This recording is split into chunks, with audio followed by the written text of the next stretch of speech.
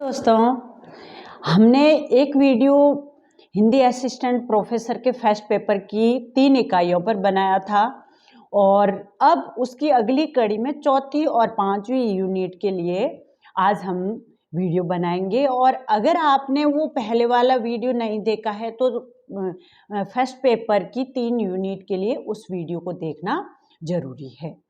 और आज हम बात करेंगे इस हिंदी असिस्टेंट प्रोफेसर की चौथी और 5वीं इकाई, जो सबसे महत्वपूर्ण है और जिसका मैटर कलेक्ट करने में हमें बहुत दिक्कत आई थी।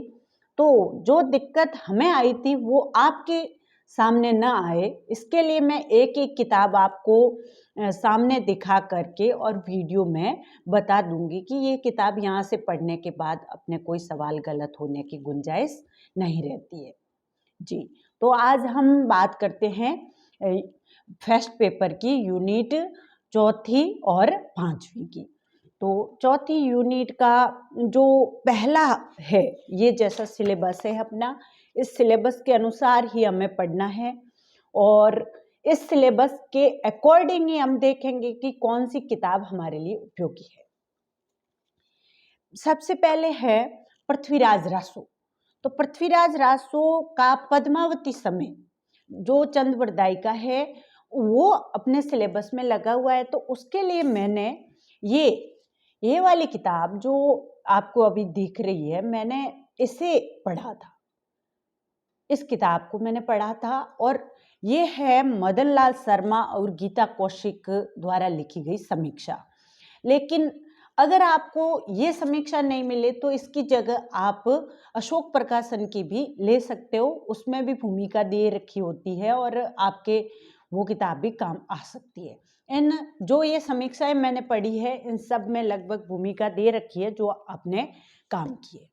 फिर अगला जो है कबीर ग्रंथावली, जो श्याम सुंदर दास के द्वारा संपादित है। ये मेरे पास ओरिजिनल बुक है, श्याम सुंदर दास ने इसका संपादन किया, इसकी मैंने भूमिका को पढ़ा था। और इसके बाद जो जो कबीर का जैसे साखियाँ है और गुरु को अंग है, विरह को अंग है, अपने सिलेबस में जो लगा हुआ है वो मैंने इसमें से ही देखा था। और इसकी अगर अर्थ के लिए देखा जाए तो कबीर का ही कबीर ग्रंथावली ये अपने राजस्थानी ग्रंथागार जोधपुर से प्रकाशित है और ये मैंने इसको मैंने पढ़ा था। इसकी भूमिका को भी थोड़ा देख लिया था। भूमिका तो मुख्य रूप से मैंने श्याम सुंदर दास से ही पढ़ी थी, लेकिन अर्थ की दृष्टि से मैंने इस किताब को उपयोग में लिया था। तो ये कबीर के लिए 2 किताबें पर्याप्त है। इसके अलावा भी आती है तो आप देख सकते हो, बाकी ये 2 किताबें ठीक है।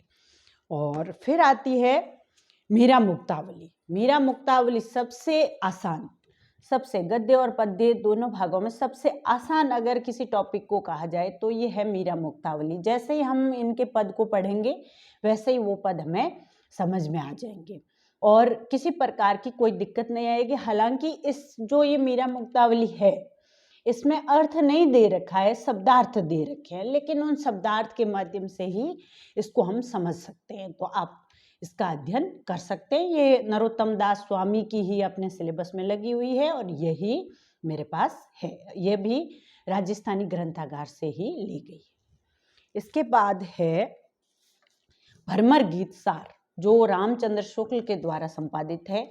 अगर मैंने तो वैसे ये सूरदास और उनका भरमर गीत, ये मेरे पास कोई पहले की किसी ने मुझे बुक दी थी तो मेरे पास पढ़ी थी तो मैंने इसको पढ़ा है। लेकिन मैं आपको कहना चाहूँगी कि अगर आप रामचंद्र शुक्ल द्वारा संपादित भरमर गीत सार लाते हो तो उसकी भूमिका और वो काम की रहेगी। तो मैं यहाँ पर इस बुक की बजाय आपको कहना चाहूँगी ये अशोक प्रकाशन की है। अर्थ की दृष्टि से ये अच्छी है, लेकिन अगर आप भरमर गीत सार आचार्य रामचंद्र शुक्ल द्वारा संपादित है उसको लाकर उसकी भूमिका पढ़ेंगे तो और बेहतर रहेगा। और अर्थ की दृष्टि से ये किताब बेस्ट है। अर्थ की दृष्टि से अशोक प्रकाशन की किताबें अच्छी है जी। अब है यही भरमर गीत सार में ये राजस्थानी ग्रंथागार की जायसी ग्रंथावली और भरमर गीत सार एक साथ संपादित हुई है और ये भी काम की बुक है। मैंने इसको भी एक बार पढ़ा था। तो जब आप पढ़ते हो डिटेल में तब आप इसको भी उपयोग में ले सकते हो, शब्दार्थ की दृष्टि से भी ले सकते हो। और भूमिका यहाँ पर शुक्ल जी के अनुसार कुछ दे भी रखी है। तो अगर आप बड़ी जो जैसे ये जायसी ग्रंथावली है रामचंद्र शुक्ल द्वारा संपादित, ऐसी किताब अगर आप नहीं लेते हैं भ्रमर गीत सार की, तो इस किताब से भी आपका काम चल सकता है। यह है भ्रमर गीत सार। फिर आते हैं जायसी ग्रंथावली पर। जायसी ग्रंथावली के संपादक रामचंद्र शुक्ल है, जो हिंदी साहित्य के इतिहास में अपने बड़ा नाम है उनका। उनके बिना हिंदी की हम कल्पना नहीं कर सकते, और उन्होंने ही इस जायसी ग्रंथावली का संपादन किया है। और ये बहुत ही बेस्ट बुक है। इसकी भूमिका से अभी जो पीछे पेपर हुआ जिसको मैंने पास किया है, उस पेपर में 2 सवाल भूमिका से आए थे और दोनों मेरे सही हुए थे। क्योंकि मैंने भूमिकाएं अच्छे से पढ़ रखी थी, क्लियर कर रखी थी। तो ये है जायसी ग्रंथावली रामचंद्र शुक्ल द्वारा। और इसका प्रकाशन भी देख लेते हैं कहाँ से प्रकाशित है। लोक भारती प्रकाशन इलाहाबाद की ये बुक है, और आप ये मंगवा सकते हो, मार्केट में भी उपलब्ध होगी या ऑनलाइन प्लेटफॉर्म पर भी मिल सकती है जी। ये हो गई बात जायसी ग्रंथावली की। फिर अपने सिलेबस में आती है विनय पत्रिका। जो विनय पत्रिका अपने सिलेबस में लगी हुई है वो है वियोगी हरि द्वारा संपादित, वियोगी हरि द्वारा संपादित विनय पत्रिका, और यही मेरे पास है। और इसकी भूमिका को मैंने पढ़ा था और मुझे पता भी था, फिर भी वो जो स्मार्त वैष्णव का एक सवाल आया था वो मैंने गलत कर दिया था, लेकिन इस भूमिका से ही वो सवाल आया था। तो इस भूमिका को पढ़ना जरूरी है, और उसके साथ ही साथ पदों का अर्थ भी इसमें बहुत अच्छा दे रखा है। विनय पत्रिका के लिए ये एक पर्याप्त है, इसी को आप बार बार पढ़ सकते हैं और बहुत अच्छा दिया हुआ है इसमें जी। फिर आती है अपनी बिहारी रत्नाकर। ये चौथी इकाई का सेकंड लास्ट टॉपिक है बिहारी रत्नाकर। ये अशोक प्रकाशन की छोटी सी मेरे पास बुक है। इसमें ये कोई पुरानी सेकंड हैंड बुक डिपो से लाई हुई बुक है। इसमें भी अच्छा दे रखा है, और इसके साथ ही मैंने ये साहित्य सरोवर की भी एक मेरे पास थी, इसमें से भी मैंने पढ़ा, और दोनों में से पढ़ा था। जो ठीक लगा वहाँ से मैंने शब्दार्थ वगैरह देखे थे। और भूमिका की दृष्टि से आप बिहारी रत्नाकर की जो ओरिजिनल है उसकी भूमिका कहीं से देख करके और आप पढ़ सकते हैं। ऑनलाइन मिल सकती है, या फिर जगन्नाथ दास रत्नाकर की जो बुक है वो जनरली मिलती नहीं है, अगर मिल जाए तो उसकी भूमिका आपको पढ़नी है। नहीं तो इसके आगे भी काफ़ी अच्छी भूमिकाएं इन दोनों में आगे दी हुई है, उनसे भी अपना काम हो सकता है। फिर आते हैं इस चौथी इकाई के अंतिम कवि और रीतिकाल के स्वच्छंद काव्य धारा के जो कवि, जिन्हें प्रेम के पीर कवि कहा जाता है, घनानंद। इनकी घनानंद कविता अपने सिलेबस में है, और इसके लिए मैंने ये आचार्य विश्वनाथ प्रसाद द्वारा संपादित जो बुक है उसका साहित्य सरोवर नाम से, साहित्य सरोवर जो प्रकाशन है उन्होंने इसका ये दे रखा है। तो इसकी भूमिका वगैरह उसी पर आधारित है जो विश्वनाथ प्रसाद मिश्र ने दी थी, उस पर आधारित ये है साहित्य सरोवर की। और ओरिजिनल अगर आपको मिलती है तो वो भी आप ले सकते हो, लेकिन इसमें भूमिका वगैरह दे रखी है। जो सवाल मेरे पेपर में आए थे उसके हिसाब से मैं आपको बता रही हूँ, और मेरे सारे वहाँ पर कोई गलत सवाल नहीं हुआ था। इस वजह से इस किताब से अपना काम हो सकता है, और अर्थ इसमें बहुत अच्छा दे रखा है। ये हो गई अपनी चौथी इकाई। और इस चौथी इकाई में मैंने फिर पहले तो इन किताबों को पढ़ा था, फिर मैंने ये जो विवेक शंकर जी है उन्होंने ये असिस्टेंट प्रोफेसर हिंदी के लिए लगभग एग्ज़ाम से महीना भर पहले इन बुक्स को निकाला था। तो फिर मैंने एक बार फटाफट इन बुक्स की भी रीडिंग लगा ली थी। यहाँ पर ये सारे के सारे यहाँ पर टॉपिक है, पद्मावती समय है, कबीर ग्रंथावली, मीरा मुक्तावली, विनय पत्रिका, तो इनसे भी एक बार मैंने देख लिया था। तो आप भी इन किताबों को पढ़ सकते हैं, और ये इधर इनसे जुड़ा हुआ कुछ मैटर है जो अभी हम लोगों ने देखा है। इसके साथ ही संजय धौलपुरिया और प्रीति गुप्ता की एक ये बुक है, इसमें भी काफ़ी अच्छा मैटर दे रखा है इन्हीं से, इसी इकाई चौथी इकाई से जुड़ा हुआ। तो यहाँ पर भी आप इस इकाई को देख सकते हैं। और इस प्रकार से चौथी इकाई अपनी पूरी होती है। फिर अपने आती है बात पांचवी इकाई की, जो आधुनिक काव्य और गद्य से जुड़ी हुई है। और उसमें पांचवी इकाई का नाम वही है, आधुनिक काल निर्धारित पाठ। और पहला जो निर्धारित पाठ अपने हैं वो है जयशंकर प्रसाद की कामायनी। जयशंकर प्रसाद की ये है कामायनी। इस कामायनी को मैंने इसकी भूमिका को पढ़ा था, और इसकी भूमिका से मेरे ये पढ़ने से ये फायदा हुआ कि साहित्य के पेपर में भी इस भूमिका से एक सवाल आया। वो सवाल भी मेरे इस भूमिका पढ़ने की वजह से सही हो गया था। तो आपको भी मैं कहूँगी कि ये भूमिका जरूर पढ़ें। और ये है कामायनी, और इसमें बिल्कुल कम भूमिका ही दे रखी है, 2-3 पेज की है। उस भूमिका को हम पढ़ सकते हैं। और इसके सर्ग जो अपने लगे हुए हैं, चिंता एवं सरदा सर्ग इसमें अर्थ सहित दे रखे हैं। राजस्थानी ग्रंथागार की है, अरिहंत प्रकाशन जोधपुर लिखा हुआ है इस पर। और इसको लेकर आप आराम से पढ़ सकते हैं, समझ सकते हैं। फिर आती है निराला और राम की शक्ति पूजा। तो निराला के बारे में इस छोटी सी किताब में अच्छा लिखा हुआ है, तो भूमिका में कुछ आप पढ़ सकते हो, कुछ सोर्स अपने हिसाब से देख सकते हो। ऑनलाइन भी निराला के बारे में कुछ मिल गया तो देख लिया, लेकिन यहाँ पर जो लिखा हुआ है वो भी पूरा का पूरा याद नहीं होता है। अपने को उसमें से कुछ याद करना है, कुछ छोड़ देना है। तो आप अपने हिसाब से नोट्स बनाकर या अपने तरीके से पढ़ सकते हो इसको भी। और राम की शक्ति पूजा, ये इसमें अर्थ सहित दे रखी है, अच्छी दे रखी है, आप यहाँ से इसको पढ़ सकते हैं। ये भी अशोक प्रकाशन की है। और ये है गजानन माधव मुक्तिबोध। अगली अपने कविता आधुनिक काल की सबसे प्रसिद्ध कविता अंधेरे में है।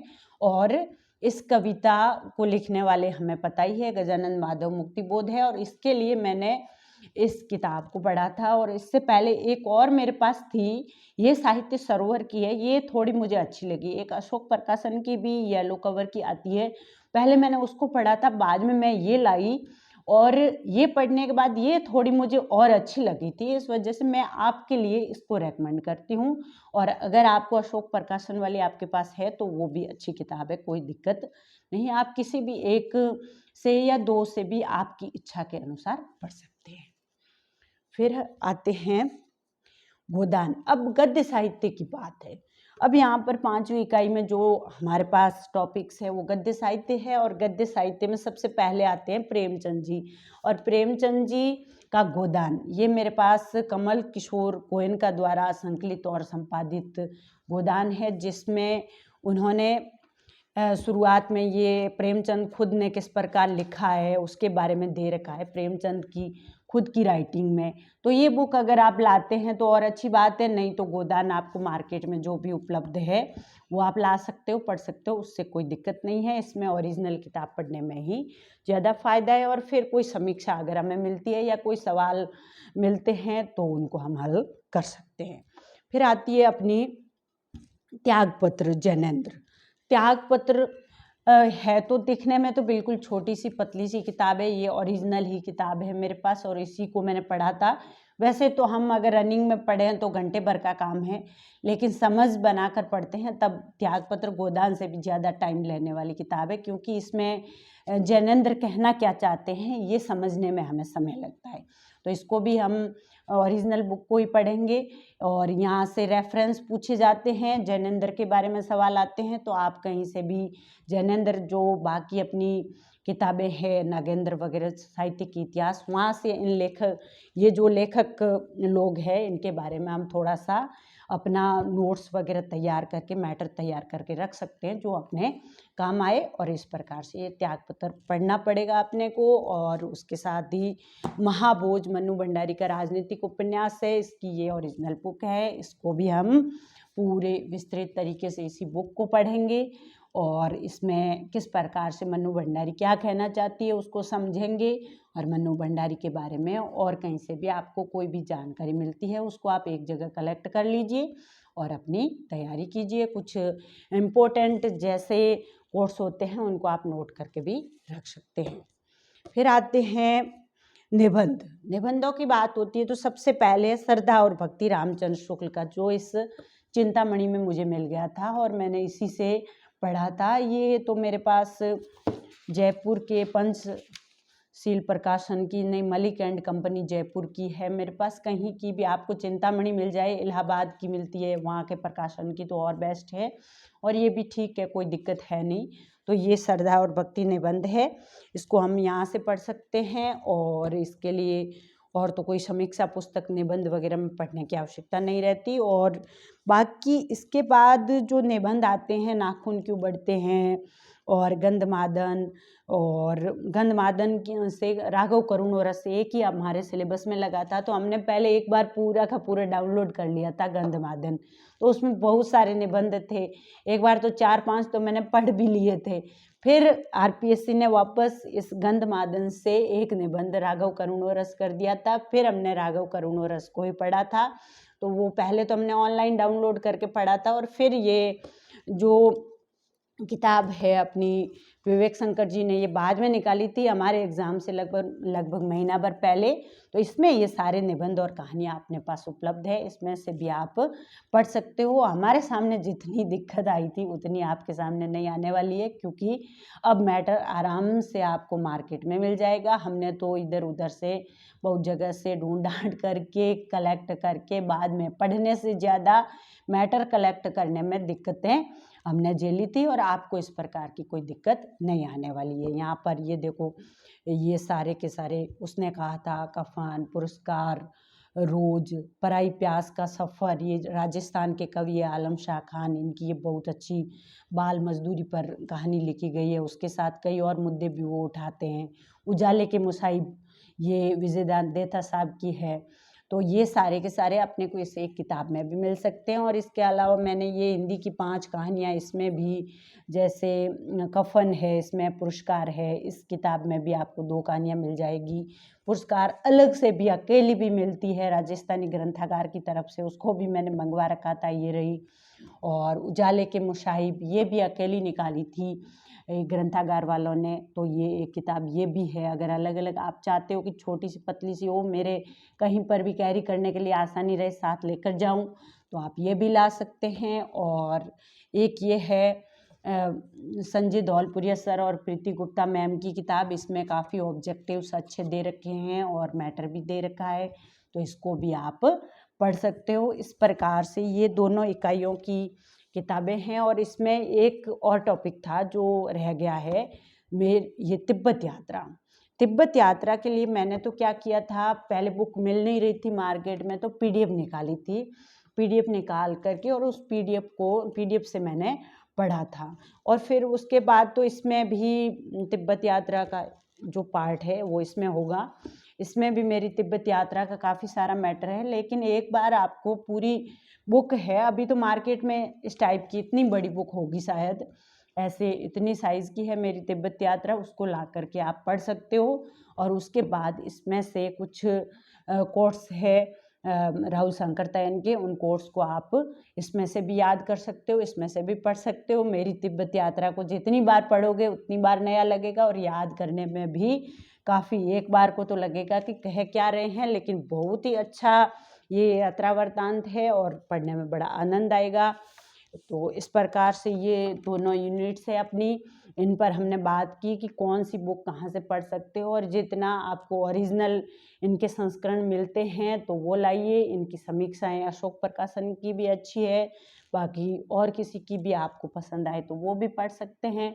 इस प्रकार से ये अपना फर्स्ट पेपर होता है पूरा।